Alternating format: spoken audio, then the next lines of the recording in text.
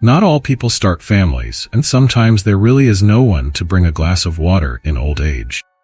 Of course, money and hiring helpers can compensate for this, but it is no secret that friendship and love cannot be bought. However, as today's story shows, an enemy can be bought. Wisconsin, USA, is a small town with about 15,000 inhabitants near Milwaukee. The tranquility of the quiet town was disturbed on October 3, 2018, when Lynn Horner's caretaker, Jessie Kerchevsky, called 911. According to her, she had gone to the apartment of her ward and found 62-year-old Lynn lifeless, sitting curled up in a chair, surrounded by a bunch of medications. Jessie explained to the police that the deceased had been suffering from severe stomach pains for several months, which seemed to be getting worse. This was likely the reason for her voluntary death by a fatal overdose of medication. When the emergency services arrived, the paramedics declared Lynn dead. It was suspected that she had died of poisoning. Naturally, all necessary tests had to be conducted, including a toxicological examination, to determine exactly what caused her death. Lynn was immediately placed on the medical examiner's table, who took her blood and examined the tissue, whereupon a strange anomaly was discovered. Very high level of tetrahydrozoline. This substance is found in certain over-the-counter eye drops. The medication is used to relieve redness and inflammation of the eyes, which is very important in allergic reactions and even in simple fatigue. Just a few drops are enough, and the medication is safe when it gets into the eye's mucous membrane. However, if taken orally, especially in large quantities, it can be harmful and even dangerous. When a large amount of the substance is ingested and enters a person's stomach, it can cause vomiting, internal bleeding, memory loss, and, at high concentrations, even death. A very painful process, which aligns with the caretaker's descriptions of the persistent stomach pains that tormented the deceased. The medical examiner was immediately concerned about this strange choice of suicide method, since there are far less painful and quicker ways. A 62-year-old woman would hardly want to suffer for months to die. Most likely, her suffering was caused by a gradual increase in tetrahydrozoline levels in the blood. Based on this, the experts suspected that Lynn was a murder victim. According to the autopsy report, investigators agreed with this version and began investigating the crime. Lynn had no children and had outlived all her relatives. The first person contacted by law enforcement to clarify the circumstances of the death, even before the toxicological examination was completed, was 39-year-old Jessie Kerchevsky, a caretaker. She was the one who called 911 after discovering the gruesome scene in her employer's apartment. Jessie had been caring for the lonely Lynn for several years, and their relationship was described as friendly. In some ways, the deceased acted like a mother to her. Jessie felt that she was not just a caretaker, but had built a real bond with the woman. About 5 years before the described events, Lynn had developed physical and psychological problems. Lynn struggled with depression and chronic obstructive pulmonary disease, so she needed care. However, no relative could be found to take over the care. In her last years, the deceased suffered from many ailments, but none were as tormenting as the stomach pains of the last month. She could eat nothing but soup because she had problems with her bowel movements. Jessie strictly monitored her diet and medications. Caretaker was immediately invited to the police station to be questioned about the incident, while the medical examiners continued to analyze the body and collect samples for a toxicological examination. It was assumed that law enforcement would simply clarify the necessary information from the deceased's caretaker. However, almost from the beginning, things looked different. Jessie was not alone in the conversation. Her mother, Jennifer, was also present. The woman was equally concerned about the situation, suspecting that her daughter was in danger. She believed that the investigators might show undue interest in Jessie and try to accuse her of murder. However, the effect was the opposite. Instead of deflecting suspicion from her daughter, it only increased and intensified. The police tried to clarify with Jessie how such a tragic outcome could have occurred. Why had Lynn decided to end her life in such a painful way? At that point, no one suspected that Jessie had lied, and it was believed that Lynn had indeed voluntarily taken her own life, a fatal dose of medication. However, the police officers found the caretaker's behavior suspicious. They wanted to know if there had been any prior conditions, such as a depressive state. Could the woman have tried to end her life earlier? What was the cause of the severe abdominal pain that the woman had? But Jessie could not say anything about it. It seemed she was not only distressed over her employer's death, but also underplaying something. Eventually, she was simply released for lack of evidence. The investigators waited for the official medical examiner's report after the toxicological examination. Upon receiving the report, suspicion against the caretaker intensified. In addition to Jessie, law enforcement was very interested in her mother. She was also contacted, and it turned out that she acted as a close friend to Lynn and had arranged for her daughter to work with her. Together with her daughter, she helped the woman deal with age-related problems and provided her with everything she needed. The mother also appeared suspicious to the police officers. Over time, these doubts grew stronger. The results of the toxicological examination seemed particularly strange. Despite her age and health problems, it was unlikely that the woman had been taking eye drops orally over a long period. It had to be clarified how these substances could have entered her body in such large quantities. According to experts, the lethal amount of the substance was contained in at least 4 bottles of the medication. The analysis results showed that Lynn had ingested at least 6 bottles, leading to severe stomach cramps and pain attacks. The symptoms escalated until the woman succumbed to them. Another peculiarity came to light almost immediately after Lynn's death.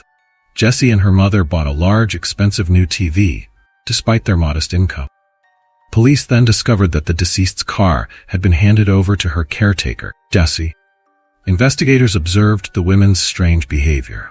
The longer the case lasted, the clearer it became that Lynn had not died voluntarily. Normally, criminals try to cover up the outcome of their nefarious plans, hide evidence, and do everything to evade justice.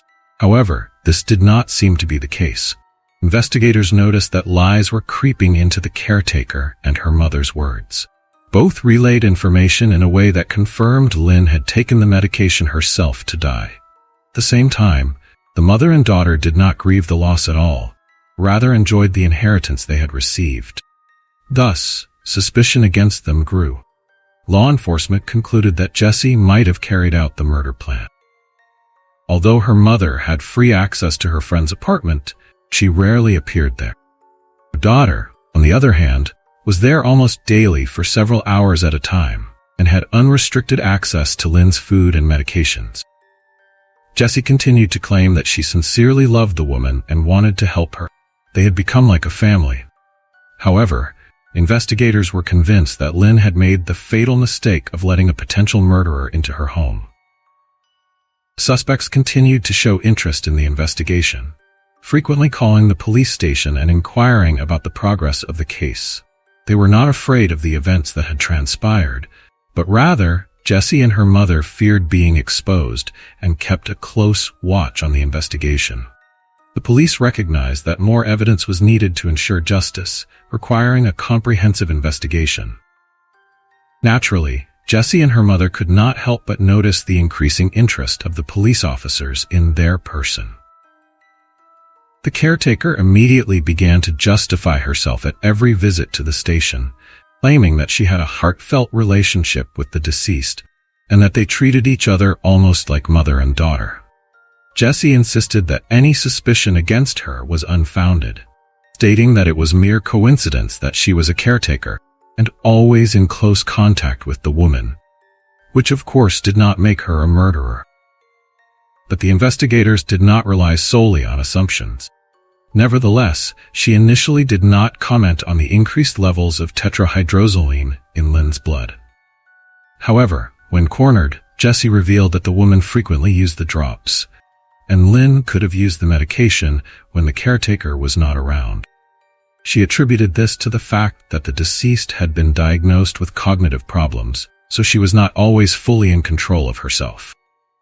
Fairly quickly, the police officers found an important witness, a man named Andrew. He was not related to Lynn, but described their relationship as close and friendly. The woman befriended his family and became a kind of grandmother to the young man, even helping him financially while he was in college. Since she had no children of her own, she even offered him an inheritance. However, the young man declined this offer, not wanting his relationship with Lynn to be seen as driven by profit. Nevertheless, the woman insisted on transferring the inheritance to him, as she had no other heirs anyway.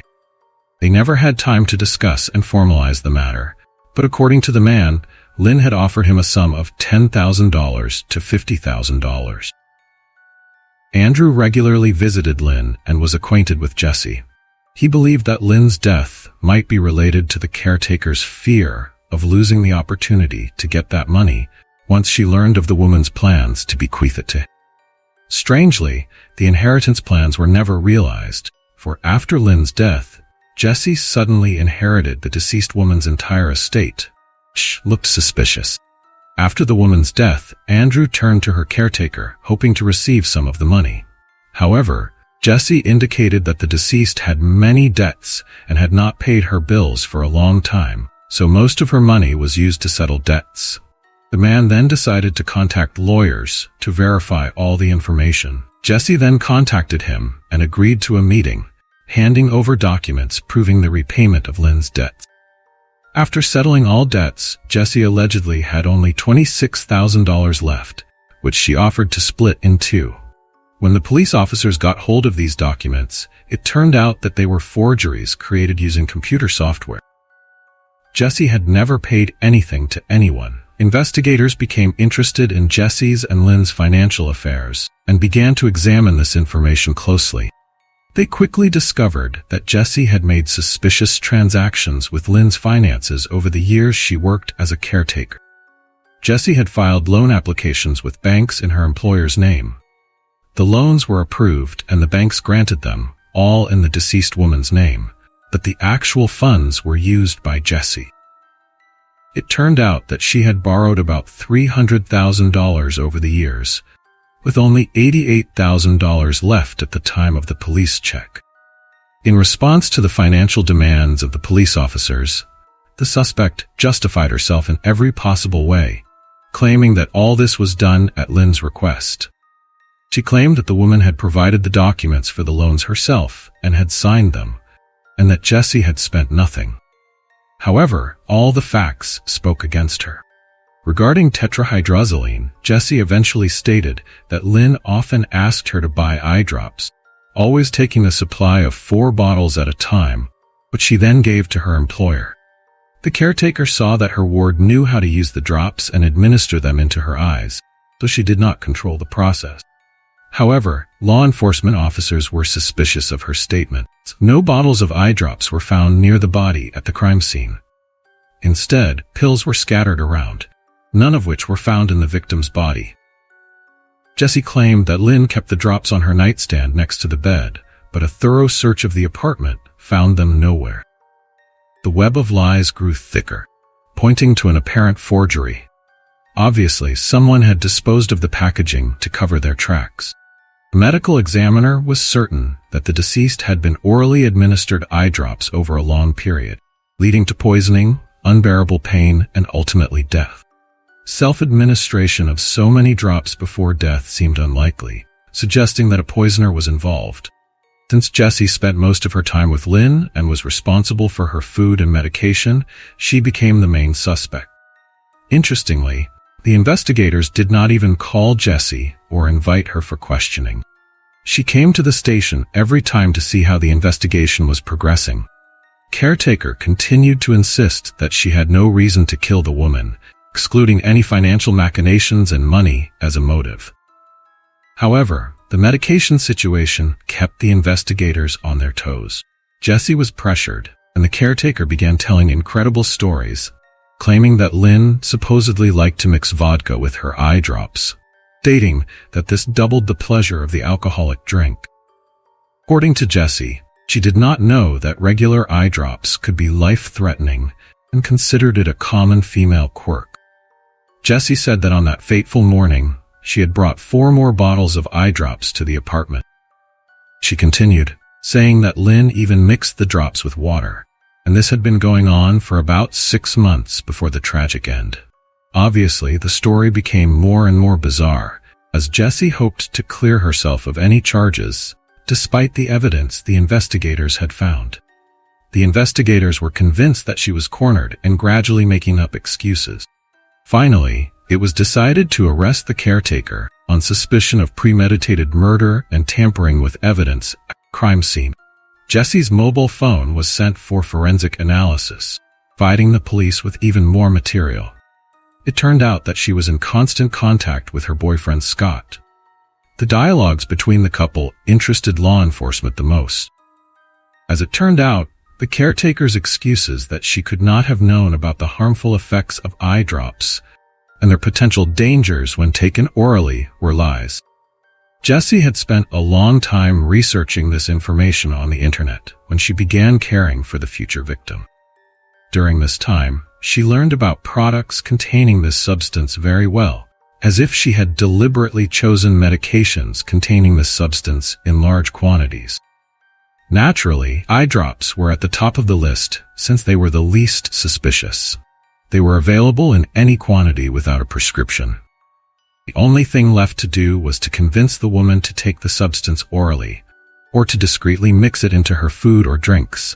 Given her cognitive problems, this seemed an easy task.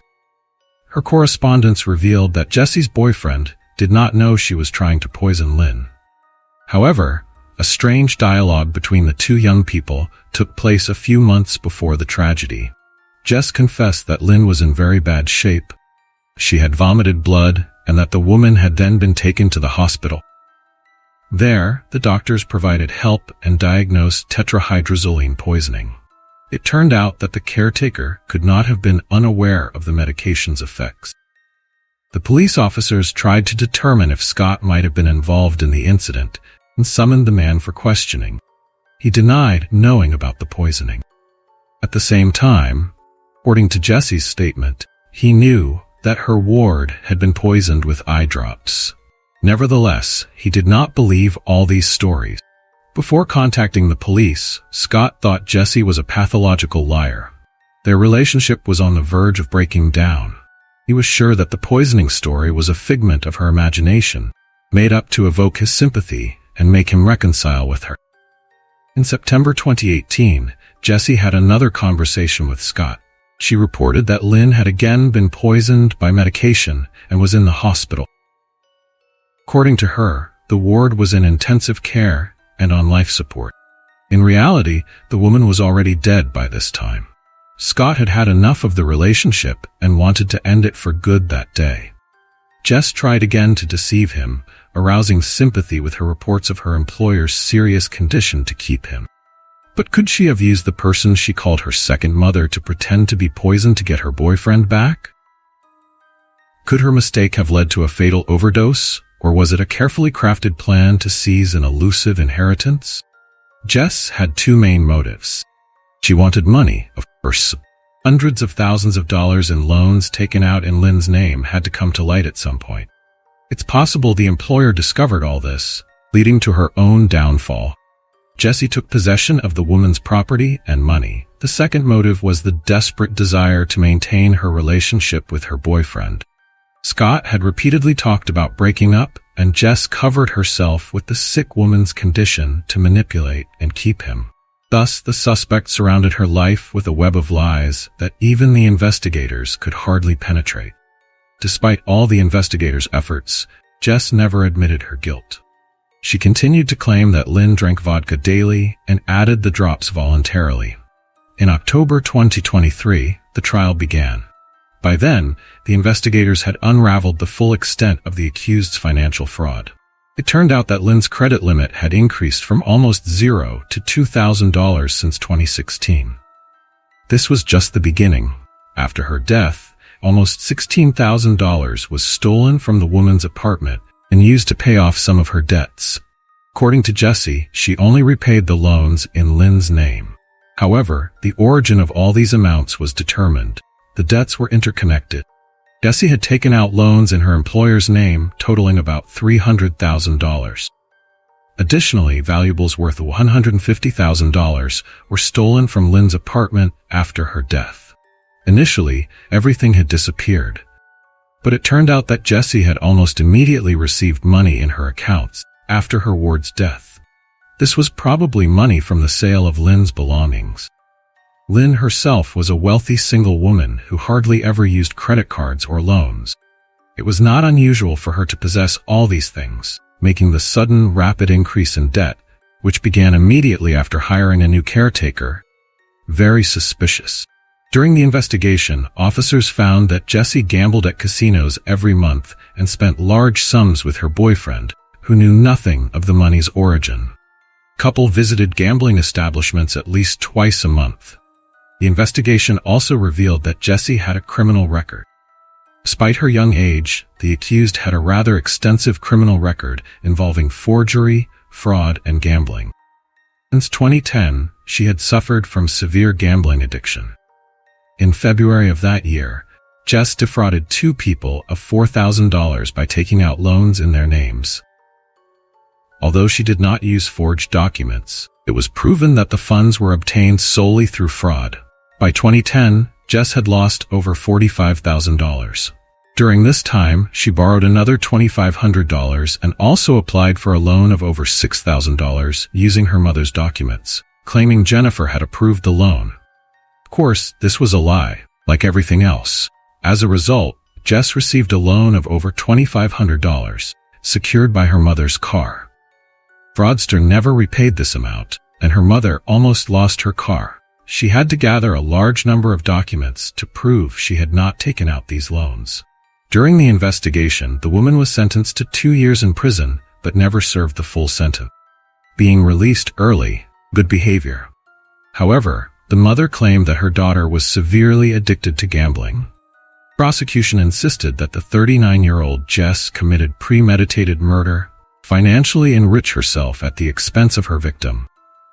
Additionally, she could write off all the loans she had taken out in the name of a sick woman who suffered from cognitive disorders and allegedly recklessly went into debt. During her detention, the poisoner confessed to a cellmate about killing Lynn. However, she claimed she did it because the woman had been suffering from pain and a progressive illness for years. In the caretaker's view, it was an act of mercy, as she could no longer watch the person close to her suffer. According to the defense lawyers, Jess did not kill her ward. The woman did indeed suffer from cognitive disorders, progressive illnesses, and stomach pain. According to Lynn's defender, she took vodka with drops to induce a kind of euphoria. Her employer convinced Jess of the necessity of such therapy, emphasizing that it made it easier to sleep, so she administered the medication without realizing the potential dangers. According to the prosecution, Jessie gave her employer water with 6 bottles of eye drops on the day of the murder, although the actual lethal dose was 4 bottles. During the trial, the accused confirmed that she had given Lynn water with the contents of 6 bottles of eye drops to drink. Initially, the caretaker was against it and advised Lynn not to take the drops, but after a long argument, she relented, not knowing that the drops could be so dangerous. Jessie then left for a few hours to run errands, unaware of how much water, the substance her employer had actually consumed, and how it would affect her. Given that Lynn had previously visited the hospital, where the drops were diagnosed as poisoning, the woman's version of accidental poisoning seemed untenable. Lynn was likely well aware of the dangers of eye drops, so she probably would not have taken them again. Jessie was also aware of the dangers of tetrahydrozoline, and the main argument against the caretaker was the fact that not a single bottle of drops was found near the body. Someone had clearly helped the woman drink the medication. Trial was open and very emotional, the judge actively participating in the discussions. On November 14, 2023, the jury found Jessie guilty of first-degree murder, as well as theft of property, money, and tampering with evidence. Upon hearing the jury's decision, Jessie broke down in tears. Jessie received a life sentence, eligible for parole after 40 years. Jessie's mother and boyfriend were never charged. While behind bars, Jessie continued to weave her web of lies. A friend of Jesse came to the police station sometime after the hearing and handed the officers a letter. It turned out that the poisoner had written detailed instructions on how to falsify evidence for her words. The intent was to create a voice recording of Lynn expressing her last will and stating that she was voluntarily ending her life. For this purpose, electronic voice changers were to be used. Jess described in detail how to find the deceased's recordings so she could know what the forgery should sound like. This letter contained a kind of script that the friend should repeat exactly on the recording. According to the story, Lynn complained of short-term pain, health problems, and depression, which led her to want to die. Additionally, the woman not only had to inform about her intent to die voluntarily, but also bequeath all her money, property, car, and other belongings to Jesse, everything of value that the criminal had stolen. Poisoner approached this matter very responsibly, preparing detailed instructions, describing how to alter the voice, and creating a series of forged documents. She detailed what needed to be written and how it needed to be sealed. Jess was clearly well-versed in fraudulent schemes and techniques, which could lead to another charge of murder, since she encouraged her friend to commit a crime. The friend was supposed to manipulate the records and information to make it appear as if the entry was made 2 days before Lynn's death. Jess begged her to do this, promising money and asking that she not inform the police under any circumstance. Fortunately, her friend did not heed these warnings and did not manipulate the recordings. It is now being decided whether Jesse will face new charges for tampering with evidence. Thanks for watching, and take care of yourselves.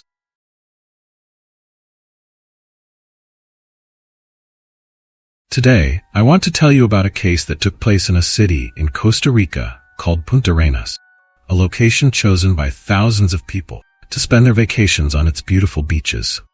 Costa Rica is a very popular travel destination, but unfortunately, there was no happy ending in this story. On July 18, 2020, Maria Luisa Cedeno arrived at the Hotel Lanon in Manuel Antonio in the Costa Rican province of Punta Arenas. She came accompanied by her dog, Mafalda, a small dog that accompanied her everywhere and that she treated like her daughter. On the first day, nothing unusual happened. Maria Luisa went to the beach, had lunch at a restaurant, drank some alcohol, all the things vacationers normally do. But the next day, everything was different. Exactly at 4:30 p.m., Maria Luisa asked for a bottle of wine, mineral water, and 2 glasses to be brought to her room. It is worth mentioning that the woman did not tell anyone she would be with someone. Everyone around her was convinced that she wanted to spend her vacation alone. No activity was observed in her room throughout the day and evening. The next day, July 20th, the hotel staff tried to contact her, but received no response. A staff member had previously spoken to Maria Luisa, and she told him that she was alone as she had recently separated from her partner, that she was not feeling well, and that she was only traveling with her small dog, Mafalda. As the pandemic had officially broken out several months earlier, the woman said she had also suffered from it, especially her mental health, and needed a vacation. Therefore, the hotel staff decided to enter the room to conduct a routine check for safety reasons. The front door was locked from the inside. They then decided to see if access was possible through the door leading to the terrace. This room had an emergency exit intended for guests with pets. They opened the terrace door so the dog could go outside to relieve itself. As the hotel staff approached this exit, they found the door half open. When they entered, they smelled a terrible odor and immediately saw bloodstains in various places in the room.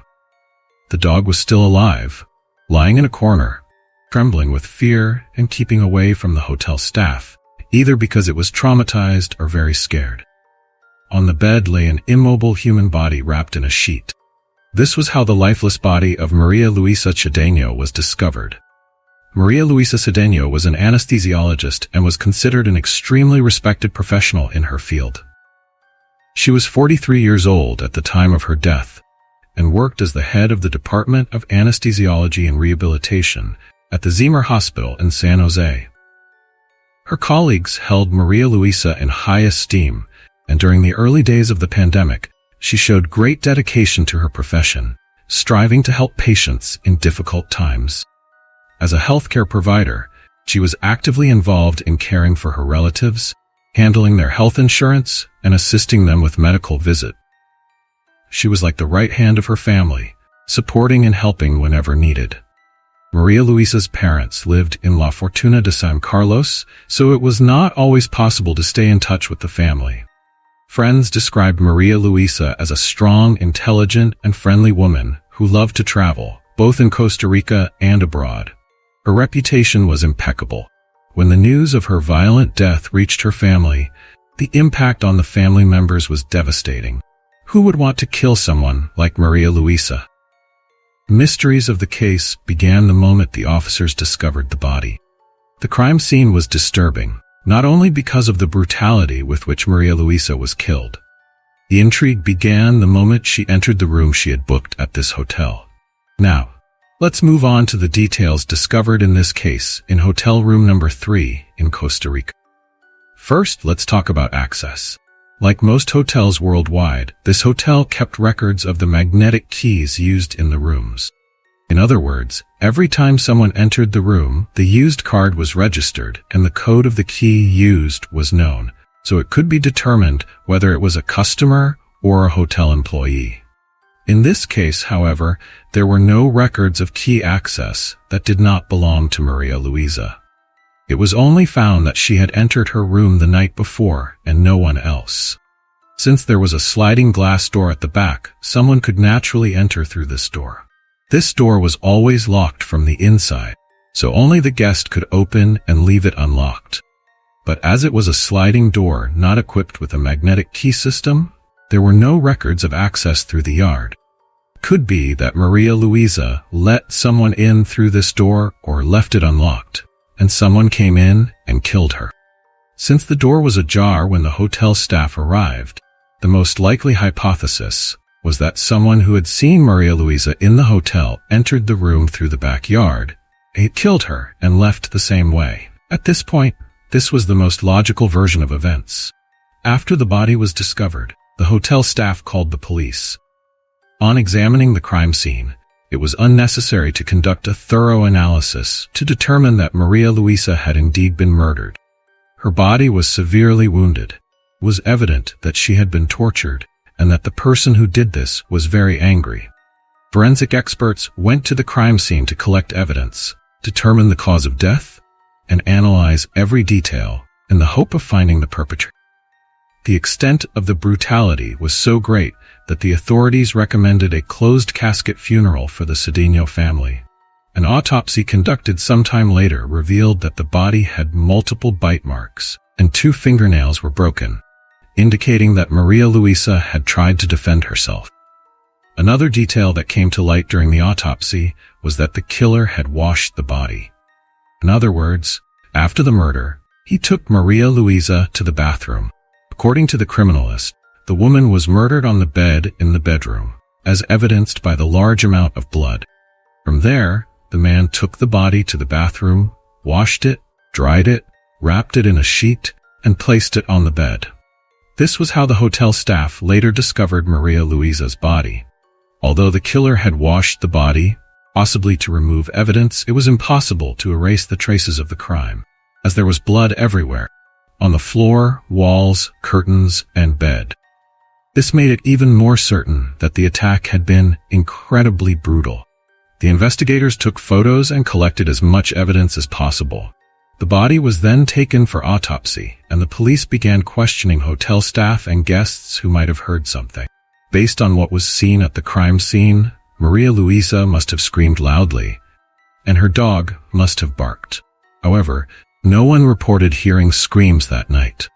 Although the hotel was almost empty due to the pandemic, few people were working at the hotel, and the owner, Harry Bowden, who lived there with his partner, Daniel, was always present. Moreover, he allowed some trusted people to stay at the hotel because they had financial problems. This was also because the hotel was never overcrowded during the pandemic. So renting a room to friends did not mean any financial loss for him. A bottle of wine that Maria Luisa had ordered from room service and 2 glasses were found in Maria Luisa's room. A later examination of the victim's cell phone revealed that she had sent a picture of the 2 glasses to her friend. However, the message contained no hint she was meeting someone or waiting for someone in her room. To the same friend, she sent an audio message. "Mito, you have to see how beautiful this hotel is. Malda is the queen of this place. I mean, they treat us very well. I paid for the all-inclusive package, which costs 100 extra, and they bring not only drinks but also strawberries, pineapples, just everything I want. Malda gets various treats and water. You have no idea how great it is here. I mean, I love it. I love it. I danced with the bartender, with another guy, with the assistant of the owner. By the way, the owner is Dutch. Great, it's cool. Mito, I pay 155,000 colognes per night, and with the all-inclusive, I can order dinner wherever I want, and it will be brought to me. This hotel is of course a bit shabby. More precisely, it's a bit run down because it's understaffed. The same girl who serves coffee is also responsible for managing the hotel grounds. Anyway, I like it here very much. It's a really cool place." When the officers later questioned Maria Luisa's friends and family to find out if she had any obvious enemies, they learned that she always ordered 2 glasses, even when she was completely alone. This way, she could pour alcohol into one glass and water into the other. This confirms that the woman was alone and not waiting for anyone. And here we are again at the first hypothesis. The attacker must have been someone who saw Maria Luisa in the hotel, noticed that the back door was open and attacked her. But at the same time, such brutality seemed to come from someone who hated her deeply and was very angry with her. This was hard to explain in situations like this. It seemed like a murder committed by someone who knew the woman and wanted to make her suffer. At the same time, there was no indication that Maria Luisa was with anyone or meeting someone. Another detail from the autopsy confirmed that the woman was also abused. Additionally, she showed signs of strangulation, with marks of blows on her cheeks, lips, arms, and chest. Based on the analysis of the autopsy results, interviews with relatives and friends, and people staying at the hotel, the authorities concluded that the attack could not have been carried out by a single person, as no one heard Maria Luisa scream. They then suspected that there were at least 2 attackers who overpowered her, so that she was completely controlled. There was even talk that there could have been a 3rd person, because the woman was abused. According to this theory, 2 attackers held Maria Luisa down, and a 3rd person raped her. This is also supported by the fact that no traces of ropes or similar items were found during the examination of the body, indicating that the victim was not tied up. The investigators also suspected that the men likely put something in her mouth to prevent her from screaming, or so that the screams could not be heard, allowing them to carry out the attack without anyone hearing anything. The cause of death was determined to be a head injury, which could have been caused in various ways. Could have been caused by a severe blow to the head, by undressing, as there were signs of broken vertebrae, or by a blow with an object or a heavy fall to the floor. All in all, what the attackers did to Maria Luisa Cedeno was a cruelty, something senseless and without obvious motive. It did not take long for the first suspect to be found because the man staying at the hotel had numerous fresh wounds that looked like scratches and bruises inflicted by someone trying to defend themselves. This was analyzed by Theodora Herrera Martinez, an exotic dancer working in the city's nightclub. And as I mentioned earlier, he lived in this hotel at the time of the murder. This man was placed in a holding cell while attempts were made to link him to the case. His footprints were compared to those found at the crime scene, and 2 matched this man's footprints, found in front of the bed in the bedroom on the black porcelain floor. Shortly after, a second suspect, Luis Carlos Miranda, a man with a degree in business administration, was arrested. He was arrested when a hotel security guard reported seeing him walking through the corridors with the first suspect, Theodora Herrera, at night. Since the latter was arrested, Luis Carlos had to be questioned to determine if there was a connection between him and the case. Additionally, tests revealed that his dental impressions matched the bite marks found on Maria Luisa's body. According to some testimonies from hotel staff, they saw Maria Luisa talking with Luis Carlos and once also with Herrera, but in a casual manner, not as if they were acquaintances or friends. They just greeted each other and asked how they were. This might be because there were only a few guests in the hotel, so they possibly passed each other several times. It was previously mentioned that the hotel owner allowed two friends to live on his property because they had financial problems and were in the middle of a pandemic.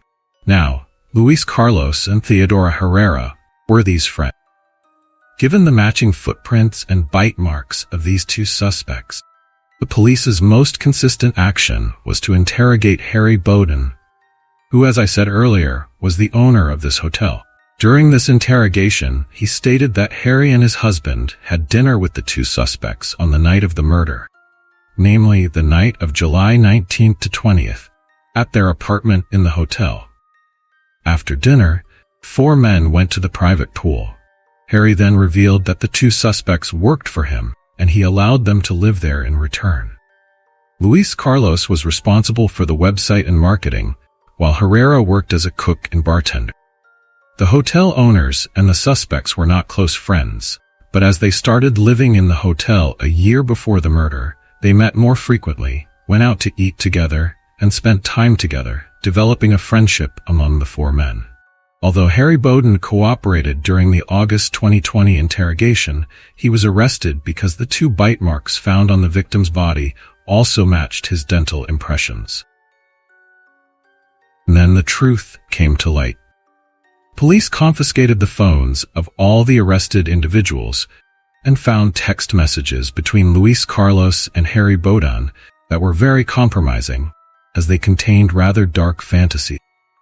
In these messages, Luis suggested that the innkeeper should have intimate relations with a woman while he watched. This correspondence took place a few days before the incident. The suspects claimed the messages were meaningless and just a joke, but this was enough for the authorities to keep them in jail while investigating the case. The only one not arrested was the husband, because there was no evidence. There were no text messages, no fingerprints, and the bite marks did not match those found on the victim's body. The defense of the suspects tried to argue that the evidence in the form of the bite marks found on the body was not conclusive, and that none of them were involved in the murder. However, the 3 men were charged with the murder of Maria Luisa Cedeno. Before the trial began, Harry Bowden's lawyer requested his client's release and house arrest for 2 reasons. First, because the country was experiencing a pandemic, and Harry was 69 years old, making jail time too risky. And second, he allegedly had difficulty walking due to a recent knee surgery. According to the defense, the man had been walking with a cane for a long time and appeared in a wheelchair at the trial's beginning. Due to this request, he was placed under house arrest and could return to the hotel where he was staying. He could not leave the hotel, but had everything he wanted while awaiting his trial: bath, servants, restaurants, and a swimming pool. On September 13, 2022, public trial against the arrested individuals began, and the evidence against them was heard. At this point, the prosecution had difficulty proving the involvement of Harry Bowden and Luis Carlos. It was known that they possessed the text messages and the alleged bite marks found on the victim's body. Problem was that the bite marks could not conclusively prove who committed the murder. They could only exclude suspect. All other hotel employees could be excluded. These 2 could not. This did not mean that the bite marks exactly matched the dental records. It was not definitive evidence. But regarding Theodore Herrera, most evidence was against him. There was a blood trail, and there were wounds on his body inflicted by Maria Luisa when she tried to defend herself. His blood was found under the victim's fingernails, as well as on his shoes, watch, and cell phone, which were in his room at the time of the search. In this context, they could, of course, only convict Herrera, who was sentenced to 50 years in prison. Harry Bowden and Luis Carlos Miranda were acquitted due to a lack of evidence. Many believe these 2 men were involved in the murder, also because the security cameras in the hotel mysteriously stopped working on the day of the murder. This suggests that someone must have arranged it. Another suspect was a security guard at the hotel, who, like the other two individuals, could not be arrested due to a lack of evidence. Strangely, after the murder, he traveled to another country even though the police asked him to participate in the trial as a witness. Many other things in this case suggest that more people are involved. Two guests even told the police that the hotel lost power for several hours on the night of the murder, which could have been intentional. First, so that the surveillance cameras would not work, and second, so that the magnetic keys would not function. Another strange detail: the investigators searched the hotel owner's private office only 9 days after the murder, which could have given him enough time to remove all evidence. In addition to the text messages, the suspect's social media accounts were analyzed, revealing conversations between them about some fantasies directly related to the discovery of Maria Luisa's body. From a legal standpoint, Harry Bowden and Luis Carlos Miranda are, of course, innocent. The only person in prison for this murder is Herrera, who is also awaiting a new trial to see if his sentence can be reduced. Although this case has been solved, the Cedeno family believes something else is going on here. Cover-up. They said that the authorities handed them Maria Luisa's blood-stained belongings and do not understand why this happened, because the authorities wanted to keep this evidence in case something else was found. Naturally, the Cedeno family is satisfied with the verdict for Herrera, but not with the acquittal of Harry Bowden and Luis Carlos Miranda. Thank you for watching. Subscribe to the channel and take care of yourselves. See you in the next video.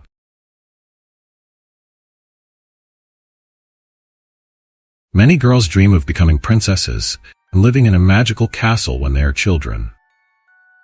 Elsie and Eva fulfilled their dream, but they forgot that fairy tales have not only handsome princes, but also villains. Before we dive into the investigation, let's go back a few centuries. What comes to mind when you think of the world of Disney? Most people probably think of Cinderella's castle in the Magic Kingdom. This magical structure is indeed the main logo of the Walt Disney Animation Company. This fairy tale castle, which stands at the center of the theme park, has something fascinating about it. When you first see the carved towers and stone decorations, you realize that you have left the real world behind. However, few people know that Cinderella's castle was inspired by real and fictional castles. One of these castles is Neuschwanstein Castle, located on a rocky hill at the foot of the Alps in the far south of Germany. It was commissioned by King Ludwig II, and this building has a history that is far from fairy tale-like. Although Ludwig II was sometimes called the fairy tale king, most people considered him mad. He ascended the throne in 1864 at the age of 18. The young man did not like formal social events or participating in state affairs. Instead, he preferred a life of seclusion, with true interests in art, music, and architecture. One day, the king decided to flee from everyone else and build his small fairy tale castle on the edge of a 92-meter-high rock. Ludwig's fantasies originated from his childhood when he was a little boy fascinated by medieval legends. After becoming king, he decided to fulfill his dream and build a castle in the style of medieval knights' castles. King personally led the construction project, constantly making changes and spending vast sums of money. At that time, the country was involved in hostilities, but Ludwig was only interested in his own fantasies. For his descendants, he remained a mystery. At night, he dressed in medieval clothes and walked in the mountains to admire his work from afar. The castle was supposed to have 200 rooms, including the king's apartments, a throne room, a theater with a large stage, and the servants' quarters. From the outside, Neuschwanstein consists of several separate buildings adorned with numerous towers, gables, balconies, and sculptures. All this splendor was never completed. The king moved into the unfinished castle and spent only 172 days there. In June 1886, he was declared insane and deposed from the throne. 3 days later, Ludwig II and his doctor went for a walk and were never seen again. Their bodies were later found in a nearby lake. For historians, it remains a mystery whether it was foul play or the king's decision to commit suicide. 2 months after King Ludwig II's death, Neuschwanstein Castle was open to the public for a fee to repay the numerous loans taken out to build this extraordinary structure. Since then, Neuschwanstein has become one of the world's biggest tourist attractions, especially in Germany. The castle has already been visited by more than 61 million people, with over 1 million tourists visiting each year, and even more in the summer months. Everyone wants to see the real-life Cinderella Castle. Despite its strange history, it is truly beautiful. The best view of the majestic structure is from the Marienbrücke, which crosses the Polat Gorge at a height of 92 meters. Below, a waterfall rushes its water through a massive ravine, and behind the bridge begins the so-called Kingsway. From there, Neuschwanstein is well visible, and standing at that height, one has a breathtaking view of the surrounding landscape. The rocky facade, round towers, and slender balconies of the castle give an impression of magic. It is hard to imagine that this creation was made by human hands. Prototype is about twice as large as Cinderella's castle in Disneyland. In 2023, the beautiful surroundings of Neuschwanstein became a crime scene. News reported that 2 Asian tourists from Illinois, USA, were allegedly attacked and thrown off a cliff. This did not happen in a creepy fairy tale, but in real life. Although more than 6 months have passed since the tragedy, the media still report little about the incident. The trial is not yet complete, and the hearing is scheduled to take place in Germany. It is already known what happened in a place that is always busy, and the story has already shocked many people. The Marienbrücke, named after the king's mother, was originally made of wood. In 1866, it was replaced by metal structures. Ludwig II admired his creation alone from here. Today, the bridge is always crowded. There is an interesting detail. Newlyweds like to hang lovelocks on this bridge. The castle itself is undoubtedly beautiful, but there are no romantic stories associated with it. King Ludwig II avoided women all his life, categorically refused to marry, and devoted himself to art and dreams. Although much more has been said about the king, it is known for sure that he led a reclusive life. From this bridge, one has a beautiful panoramic view of the Cinderella Castle. On June 14, 2023, a Wednesday at 11 a.m., many people were already waiting their turn. Although it was midweek, tourists stood shoulder to shoulder in line to photograph the castle from the best angle. Among the many people with phones in hand were 2 young Asian American women, 22-year-old Kelsey Zhang and 21-year-old Ava Liu from Illinois. The women patiently waited their turn to go on this famous bridge. There are many hiking trails around the castle, but the best spot for photos is, of course, the Marienbrücke. People squeezed past each other just to get a good photo of their trip. It did not bother anyone that there were some unknown faces in the background of the photo. Everyone wanted to admire the peculiar castle and take home many new impressions, because in real life, the building looked even more beautiful than in the pictures on the internet. Eva and Kelsey walked along various paths around the castle, breathing in the fresh mountain air and listening to tourists from different countries speaking their languages.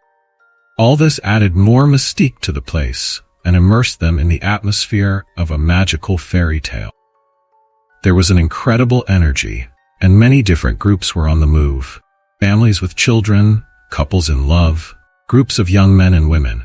As Eva and Kelsey roamed around the castle looking for the perfect shot, they heard a man's voice addressing them. The man asked if the friends were American. The man seemed to be a typical American tourist. He wore sneakers, a dark t-shirt, beans, and a baseball cap.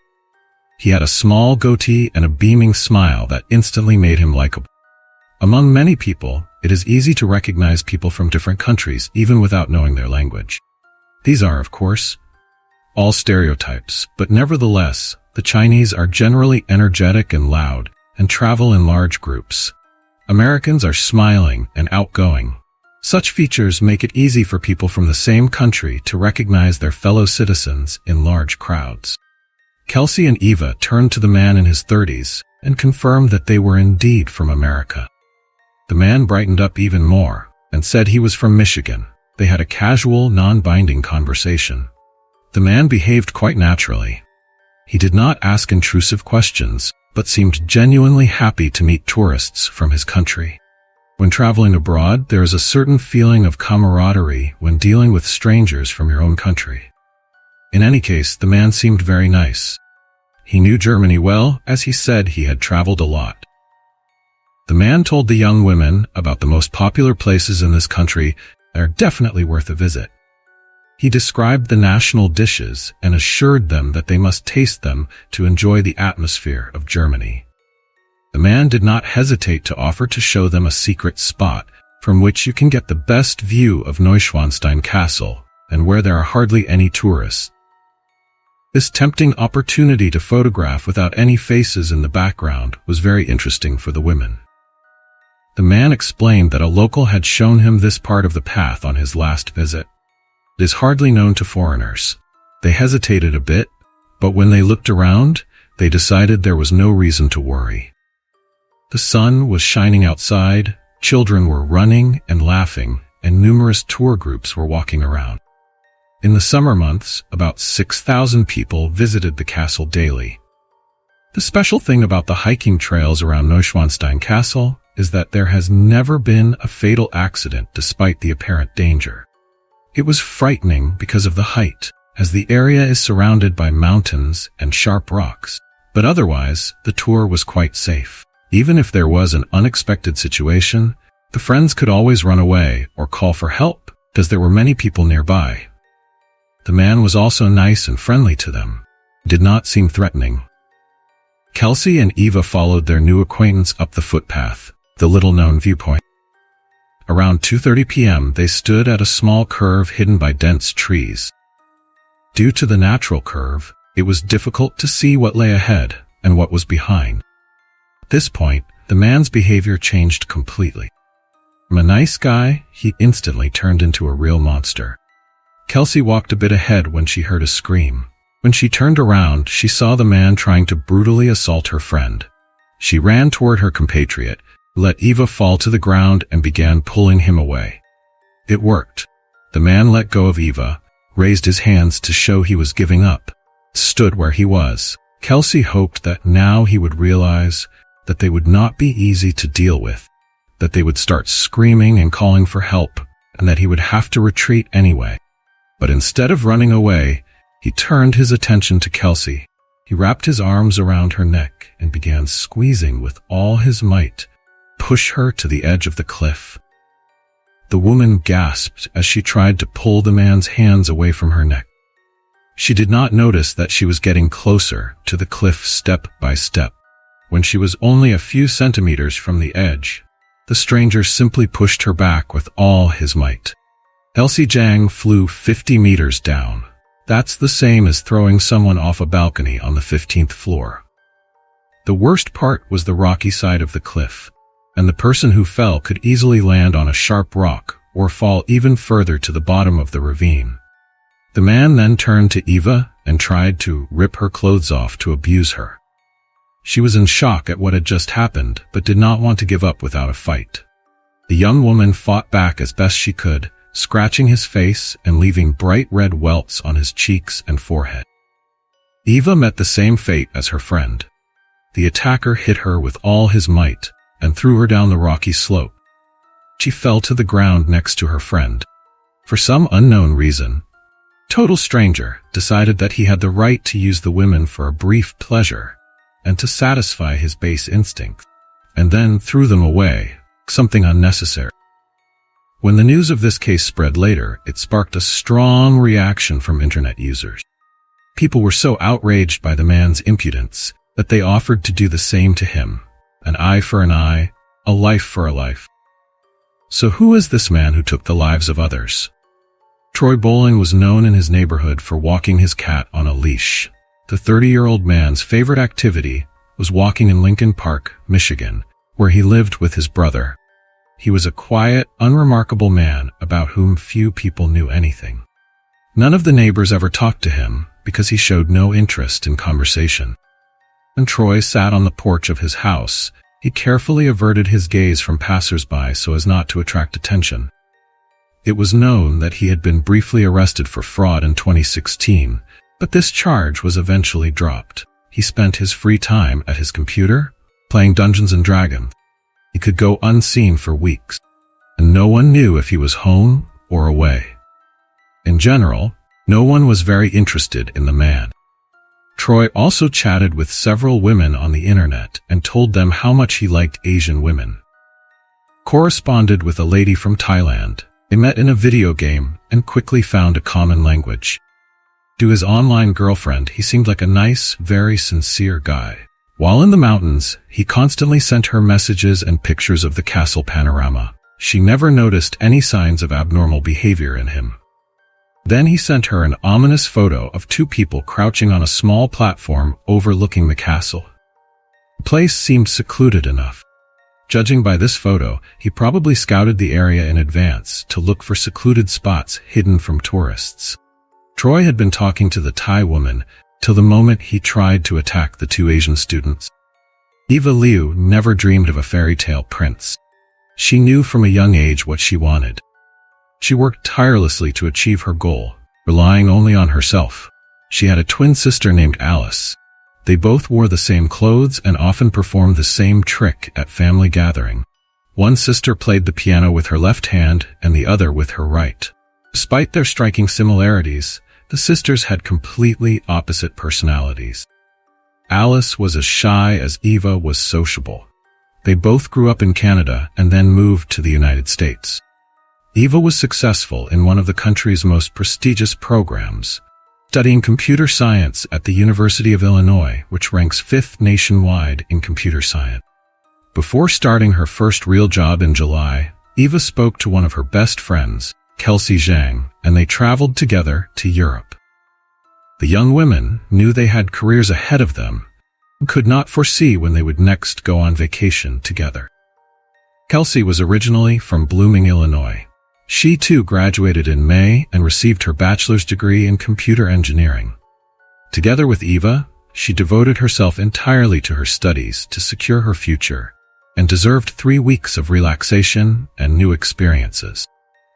The women carefully thought out and planned their travel route. They deliberately chose popular places with many tourists, which to some extent ensured their safety. The first stop was Budapest, then Vienna, Prague, and Germany. Their last travel destination before returning home was to visit Cinderella's famous Neuschwanstein Castle. Kelsey Zhang and Eva Liu spent their last night in a twin room on the ground floor of a cheap hotel.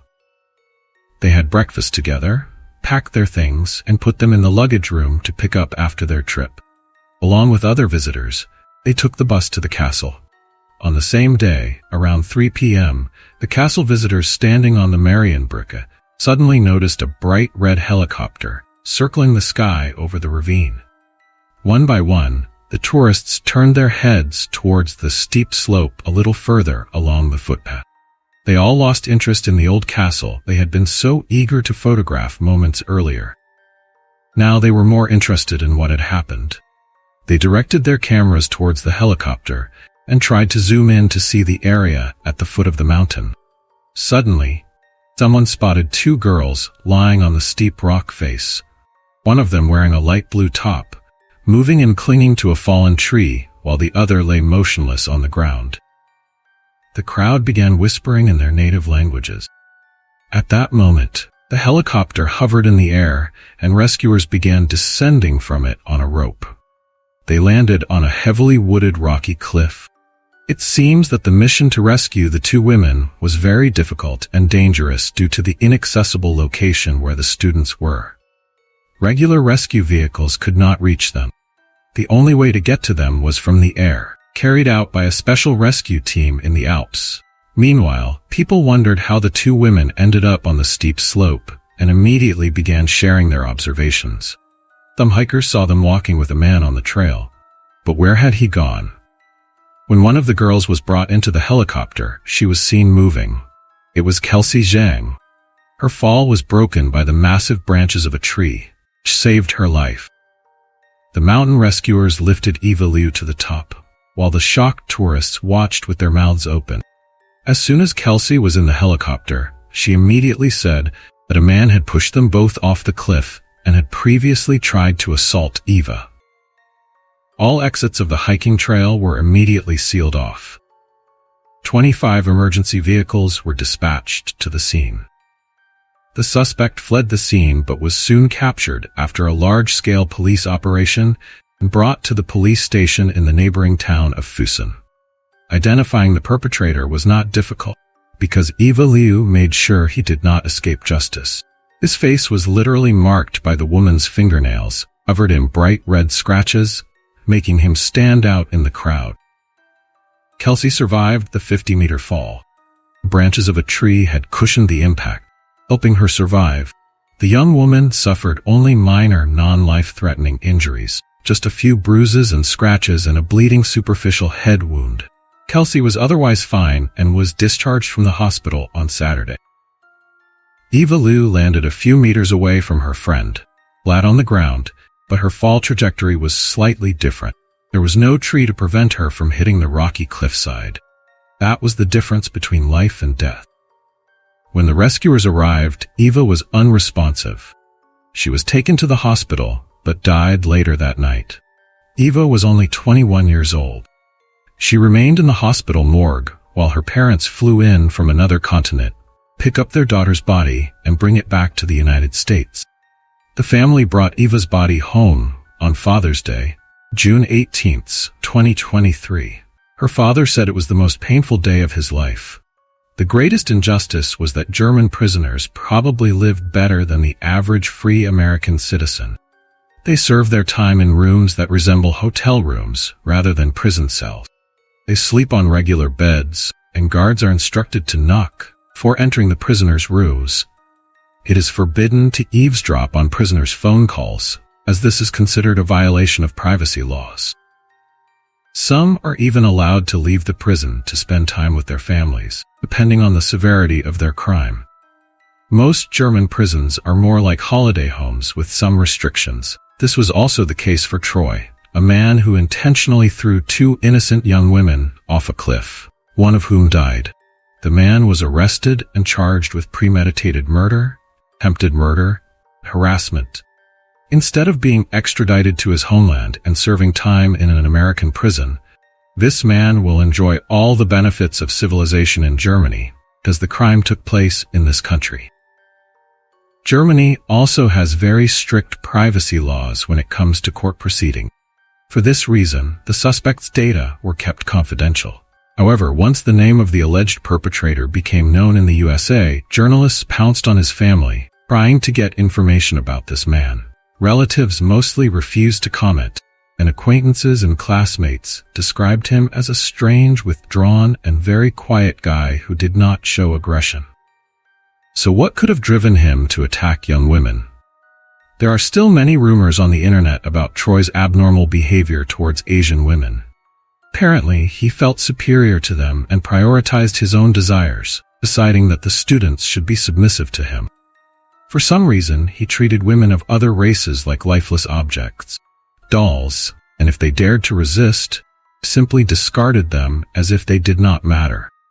The police are currently looking for all video recordings of the incident. Since many visitors to Neuschwanstein are foreign tourists, it may take a long time to gather information.